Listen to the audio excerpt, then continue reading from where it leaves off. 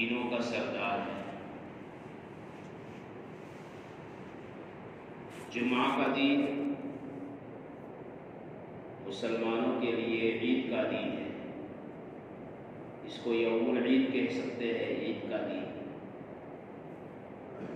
اور اس کے فضائل بہت بڑے ہیں۔ اسی لیے تو کہا گیا کہ جمعہ کے دن اپنے کپڑوں میں سے جو کپڑے اچھے ہو کپڑے پہنے، خوشبو لگائے، تیل لگائے بالوں میں، اور جلدی سے جلدی جہاں پر جمعہ ہوتا ہو، چاہے وہ عیدگاہ ہو یا مسجد ہو، وہاں پر پہنچنے کی فکر کرے۔ جمعہ کے دن میں اللہ جل جلالہ اور من والہ نے ایک گھڑی ایسی رکھی ہے جس کے اندر دعا قبول ہوتی ہے۔ ماں عائشہ رضی اللہ تعالیٰ عنہ کے بارے میں کتابوں میں لکھا ہوا ہے کہ ماں عائشہ رضی اللہ تعالیٰ عنہ نے اپنی باندی کو یوں کہا کہ جب سورج غروب ہونے کے قریب ہو جائے، یعنی ڈوبنے کے قریب ہو جائے، یعنی مغرب کا وقت ہونے کے قریب ہو جائے، تو تم مجھے یاد دلا دینا تاکہ میں دعا کے اندر لگ جاؤں۔ تو پتہ یہ چلا کہ جب سورج غروب ہونے کے قریب ہوتا ہے اس وقت میں وہ گھڑی ہوتی ہے، لیکن بعض کتابوں کے اندر یوں لکھا ہوا ہے یہ گھڑی گھومتی رہتی ہے۔ جمعہ کے دن جو سب سے پہلے مسجد کے اندر داخل ہوتا ہے اس کو ایک اونٹ اللہ کے راستے میں قربانی کرنے کا ثواب ملتا ہے۔ جو سب کے اخیر میں آتا ہے اس کو ایک انڈا اللہ کے راستے میں صدقہ کرنے کا ثواب دیا جاتا ہے۔ اور جو دوسری اذان کے بعد آتا ہے، خطبہ کھڑا ہونے سے پہلے جو اذان دی جاتی ہے نہ، پہلی اذان کے بعد آتا ہے، اس وقت میں فرشتے اپنے دفتر کو بند کر لیتے ہیں اور پھر اس کا کوئی ثواب نہیں۔ جمعہ کا دن میرے دوستوں بہت بابرکت دن ہے۔ جیسے ہم اتوار کے دن چھٹی رکھتے ہیں تو ہمارے لیے مناسب ہی ہے مسلمانوں کے لیے کہ ہم جمعہ کے دن چھٹی رکھا کریں۔ جمعہ کے دن سورہ کہف کو پڑھنے والے کے لیے فضائل ہے کہ جو سورہ کہف پڑھتا ہے جمعہ کے دن، اس جمعہ سے لے کر آئندہ جمعہ تک اللہ اس کی حفاظت کرتے ہیں۔ جو سورہ دخان پڑھتا ہے اللہ اس کے لیے محل کو تیار کرتے ہیں، اور جو سورہ جمعہ کو پڑھتا ہے وہ اللہ کے نبی صلی اللہ علیہ وسلم کی سنت کو زندہ کرتا ہے، اس لیے کہ جناب رسول اللہ صلی اللہ علیہ وسلم جمعہ کے دن سورہ جمعہ پڑھا کرتے تھے۔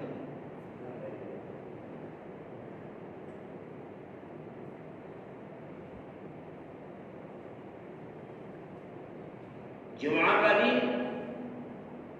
بقرعید اور رمضان عید کے مقابلے میں زیادہ قیمتی ہے۔ کتابوں میں لکھا ہوا ہے، بستی صبر میں لکھا ہوا ہے کہ جمعہ کے دن کی فضیلت ان دونوں عیدوں سے بھی زیادہ برکت ہے، جس کو آج مسلمان ہلکے میں لے رہا ہے، اور آتا ہے کب؟ جب نماز پڑھی ہو جاتی اس وقت آتا ہے۔ اللہ کا گھر جو ہے میرے دوستو، اس کے اندر بھی بیٹھنے کے کوئی آداب ہے۔ اللہ کا گھر جیسے کہ ہمارے گھر میں کوئی شور و شغل کو پسند نہیں کرتا، اسی طرح اللہ بھی اپنے گھر کے اندر آواز کو پسند نہیں کرتے۔ باتیں ہو رہی ہے، شور ہو رہا ہے، یہ اللہ کو پسند نہیں ہے۔ اسی لیے تو کہا گیا کہ جب مسجدوں کے اندر شور ہونے لگے گا اور مسجدوں کے اندر ایسی آوازیں ہوگی جیسے بازاروں میں ہوتی ہیں، تو یہ تو قیامت کی نشانی ہے۔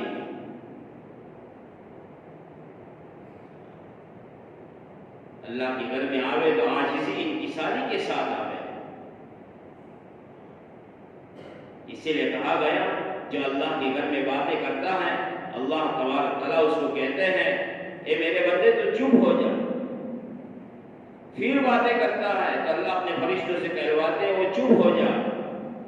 پھر باتیں کرتا ہے اور باتوں کو نہیں چھوڑتا ہے تو اللہ تبارک تعالیٰ یوں کہ فرشتے یوں کہتے ہیں اور اللہ یوں کہتے ہیں کہ میری لعنت میرے رسول کی لعنت اور فرشتوں کی لعنت تیرے پر ہو تو چپ ہو جا.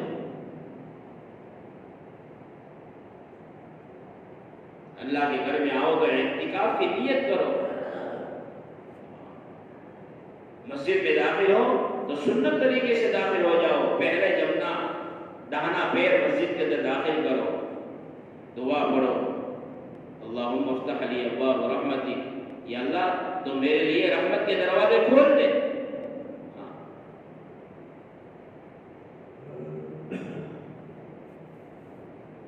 اس لیے میرے محترم دوستو بزرگوں اس دین کا خوب اہتمام کرنا چاہیے اور اس کو عید کی شکل میں منانا چاہیے.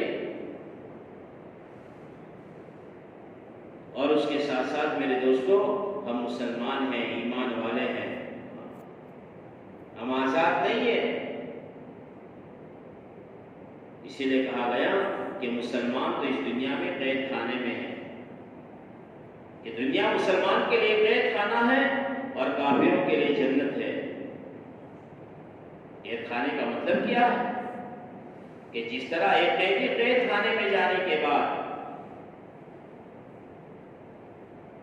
اپنی مرضی کا کھا نہیں سکتا, اپنی مرضی کے کپڑے پہن نہیں سکتا اور اپنی مرضی کے اعتبار سے رہ نہیں سکتا, اسی طرح مسلمان بھی ایمان والا بھی اس دنیا میں اپنی مرضی کے مطابق زندگی نہیں گزار سکتا.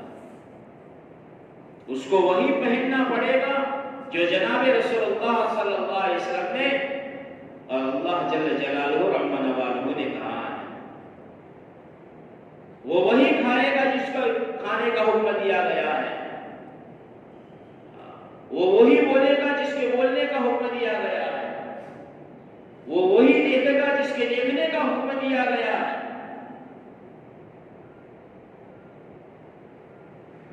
اور اگر وہ اپنی مرضی سے چلے گا اور بولے گا اور کھائے گا اور پیے گا اور کوئی لحاظ نہیں کرے گا تو کیا ہوگا؟ پھر اللہ کی نافرمانی شمار کی جائے گی. اور ظاہری بات ہے جو اللہ کی نافرمانی کرے گا اللہ اس کو بغیر سزا دیے نہیں چھوڑے گا. اور کافر کے لیے جنت ہے, یعنی ان پر تو کوئی قید ہی نہیں ہے, کوئی قید نہیں ہے.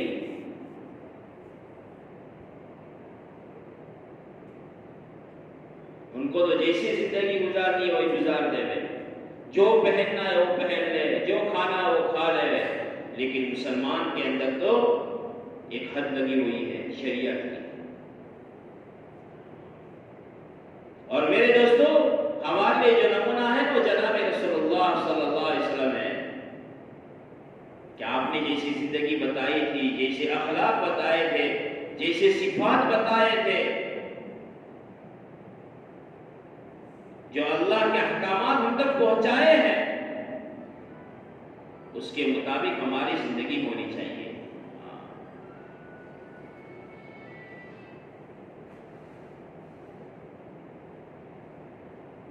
اور حضور پاک صلی اللہ علیہ وسلم نے قربانیوں کے بعد یہ ساری چیزیں پہنچائی ہے.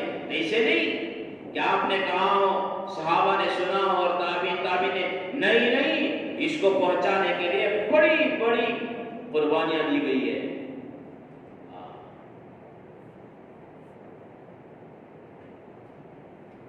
آپ نے فاقے برداشت کیے, رحمت للعالمین صلی اللہ علیہ وسلم ہیں, تمام نبیوں کے امام ہیں. آپ کے نام کو اللہ جل جلالہ رحمہ نوالہ نے اپنے نام کے ساتھ ملایا ہے.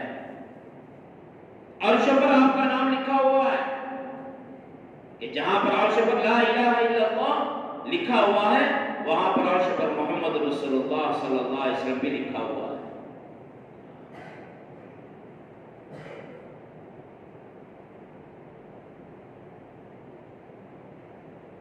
لیکن آپ دین کی خالی تکلیفیں اٹھا رہے ہیں، مصیبتیں برداشت کر رہے ہیں، اور امت کو دین سکھا رہے ہیں اور بتا رہے ہیں، اور لوگوں میں چل پھر رہے ہیں،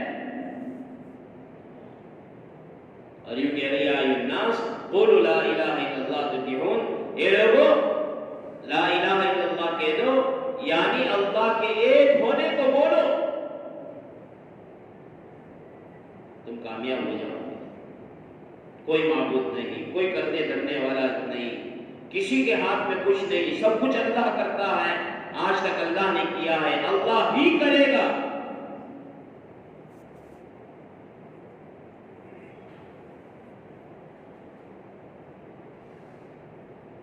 اس بات کا یقین کر لو، اور میں جو طریقے لے کر دنیا میں آیا ہوں ان طریقوں میں کامیابی، اس بات کا یقین کر لو، کھانے کے طریقے، پینے کے طریقے، سونے کے طریقے، بات کرنے کے طریقے، رشتہ داری نبھانے کے طریقے، مہمان کا اکرام کرنے کا طریقہ، مسلمان سے ملنے کا طریقہ، کاروبار کرنے کا طریقہ، تجارت کرنے کا طریقہ، سارے جتنے بھی طریقے جناب رسول اللہ صلی اللہ علیہ وسلم دنیا میں لے کر آئے ہیں، اس میں کامیابی ہے۔ اور صحابہ نے اس طریقے پر تجارت کر کے بتائی، دکانیں چلا کر کے بتائی، تو اللہ نے دنیا آخرت میں کامیابی کا وعدہ کیا۔ اور روزی کا مسئلہ تو اللہ کے قبضے میں ہے، ان اللہ والرزاق ذو القوۃ المتین، کہ اللہ روزی پہنچانے میں بڑا زبردست طاقتور ہے۔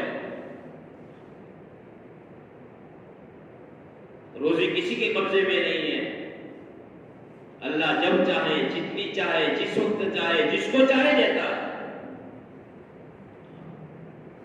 اور جب چاہے، جس وقت چاہے، جس سے چاہے اس سے لے بھی لیتا ہے۔ یہ اللہ کا ضابطہ ہے اور اللہ کا قانون ہے۔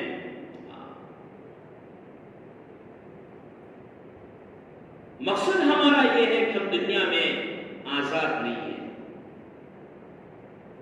ہم دنیا میں مسلمان ہیں، ایمان والے ہیں، تو اب ایمان والی زندگی ہمیں گزارنی پڑے گی، مسلمانی زندگی ہمیں بنانی پڑے گی، اور بنانے کے لیے جناب رسول اللہ صلی اللہ علیہ وسلم نے جو کام دنیا میں کیا تھا وہ کام ہمیں بھی کرنا پڑے گا۔ جان مال کو لے کر صلاح وقت کو اللہ کے راستے میں کھپانا پڑے گا۔ ایمان بنے گا تو اعمال بنیں گے، اعمال بنیں گے تو اللہ کا تعلق ملے گا، اللہ کا تعلق ملے گا تو ہمارے مسائل حل ہوں گے۔ اللہ تبارک تعالی ہم سب کو سننے سے زیادہ عمل کرنے کی توفیق نصیب فرمائے۔ وآخر دعوانا الحمد للہ رب العالمین۔